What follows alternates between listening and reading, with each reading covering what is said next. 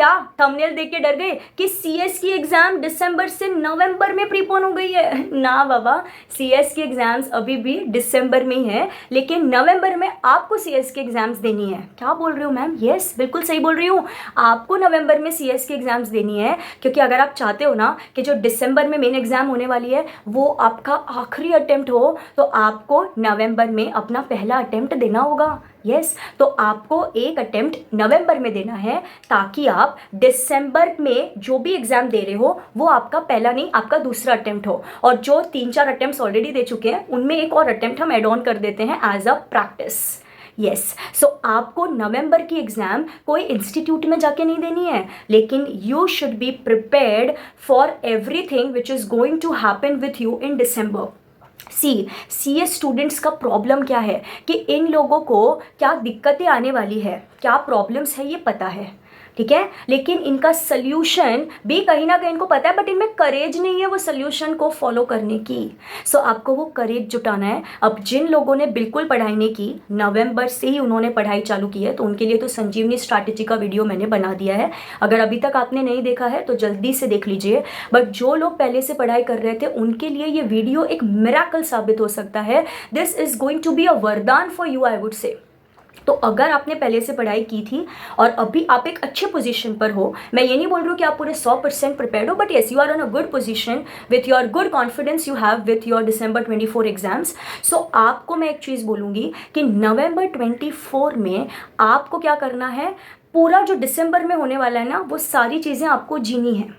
Yes, ये मैं आपको अपने पर्सनल एक्सपीरियंस से बता रही हूँ। अब मैंने सारे पेपर्स तो नहीं लिखे थे, but I wrote 2 papers, 1 theory and 1 practical, ठीक है। यही एडवाइस मैं आपको भी दूंगी, सारे पेपर्स लिखने मत जाओ, but go for at least 2, 1 theory and 1 practical. जो भी आपको ना टफ लगता है, जहाँ पे आपको लग रहा है कि आप गड़बड़ घोटाला करके आओगे, वो पेपर आप उठा लो, ठीक है। सो आपको नवंबर में कैसे करना है कि लाइक फॉर एग्जांपल आपने थ्योरी में से एक सब्जेक्ट उठा लिया ECIPL, या आप ग्रुप 1 में है तो आपने उठा लिया कंपनी लॉ, ठीक है, बिकॉज यहाँ पे कंपनी लॉ में केस लॉ बेस्ड क्वेश्चंस काफ़ी आते हैं। एंड आपने CAFM उठा लिया ग्रुप 1 में, एंड ग्रुप 2 में उठा लिया आपने टैक्स, ठीक है। तो ये सब्जेक्ट्स आप जो भी जिस तरीके से भी ग्रुप दे रहे हैं, आपने वो सब्जेक्ट्स उठा लिए।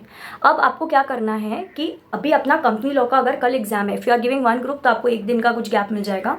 तो 1 डे में how you are going to revise entire company law, तो you have to do it today, so that आपको दिसंबर में दिक्कत ना, एटलीस्ट आपको पता चले कि आप क्या क्या गलतियां कर रहे हो, एटलीस्ट आप वो गलतियां उस टाइम पे नहीं करोगे। तो आपका अगर कंपनी लॉ पूरा पढ़ के हो जाए ना, तो आप क्या करना, 1 दिन निकालना सिर्फ, और वो 1 दिन ऐसा होना चाहिए कि एज इफ कल मेरा एग्जाम है, एंड पूरा वो दिन आप कंपनी लॉ के सारे चैप्टर्स रिवाइज करना। और अगले दिन दिसंबर है तो अपना 2 से 5 वाला स्लॉट होगा एग्जाम का, तो एग्जैक्ट 2 से 5 में ही कोशिश करना, नहीं हुआ तो ठीक है, बट कोशिश ये रहनी चाहिए अपनी कि हम 2 से 5 में क्या है ना, एक पेपर लिख ले कंपनी लॉ का, ऐसा पेपर जो हमने कभी देखा नहीं है प्रैक्टिस के टाइम पे, ठीक है, हमारे लिए पेपर सरप्राइज है, ऐसा एक पेपर हम लिख लें।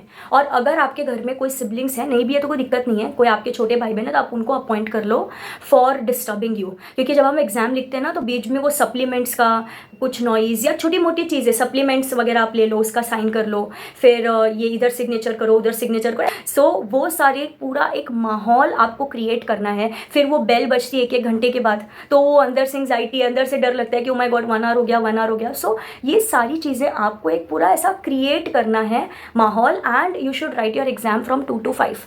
देन ये पेपर आपको किसी को नहीं देना है चेक करने के लिए, खुद को चेक करना है फ्रॉम गाइडलाइन आंसर्स। एंड एकदम है ना, मैं बोल रही हूँ, एकदम खड़ूस इंसान बनके आपको अपना पेपर चेक करना है, एकदम गंदे माइंडसेट, एकदम खड़ूस इंसान बनके, ठीक है। आपको बिल्कुल भी सिंपैथी और बिल्कुल भी एम्पैथी नहीं दिखानी अपनी तरफ, आपको बिल्कुल खड़ूस इंसान बनके वो पेपर को चेक करना है, ठीक है, और एकदम जेन्यून मार्क्स देने हैं, ठीक है। जब मैं अपने पेपर्स चेक करती थी, I never give my self above 44 और 45, ठीक है। एंड मेरे को रियल एग्जाम में I have scored in one of the subject which was IBC, इसमें मैंने स्कोर किया था, इट वॉज 62 समथिंग, 62 मैंने शायद स्कोर किया था, ठीक है। That was an open book exam. Open book exam नाम से ओपन बुक है, बट रियल में बहुत डिफिकल्ट होता है ओपन बुक एग्जाम में स्टैंड आउट करना।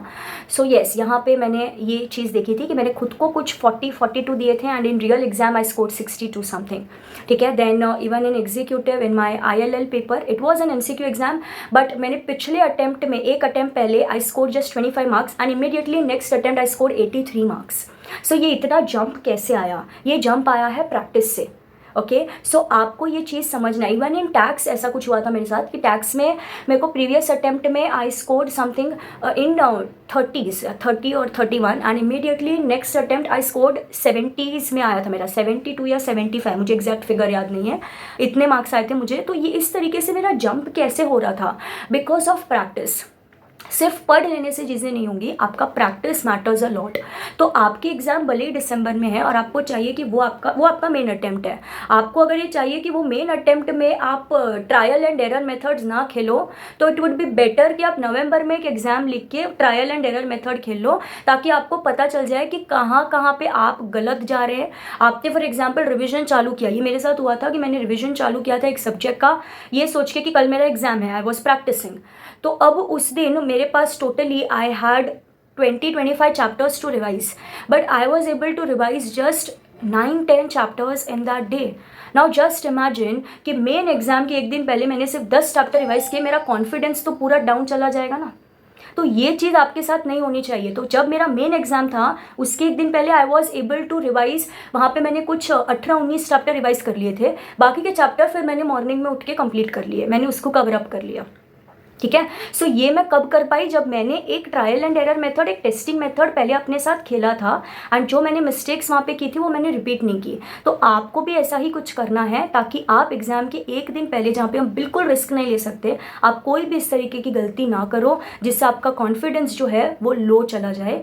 CS एग्जाम्स में 3 आवर्स में अपना जो मेंटल प्रेजेंस और माइंडसेट और जो सेल्फ कॉन्फिडेंस है, जो अंदर का एक कॉन्फिडेंस होता है ना खुद पे, जो एक अंदर का हैप्पीनेस है, एक स्ट्रेंथ होती है, वो बहुत मैटर करती है to recollect whatever you have studied. So revision से भी ज़्यादा इंपॉर्टेंट होता है mental confidence on yourself. तो ये कॉन्फिडेंस आपका नीचे ना चला जाए एग्ज़ाम के एक दिन पहले, इसके लिए आपको एग्ज़ाम के 1 महीने पहले ही एक अटेम्प्ट लिख देना है।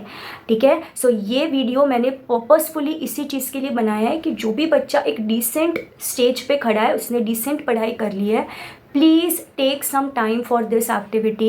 This is going to be a वरदान for you in December 2024 exams. मैं इसी तरीके के अपनी खुद की ओन स्ट्रैटेजीज और प्लान्स आपके साथ शेयर करती रहूँगी इस चैनल पर। अगर आपने अभी तक ये चैनल को सब्सक्राइब नहीं किया है तो जल्दी से कर लीजिए। I will catch you in the next video.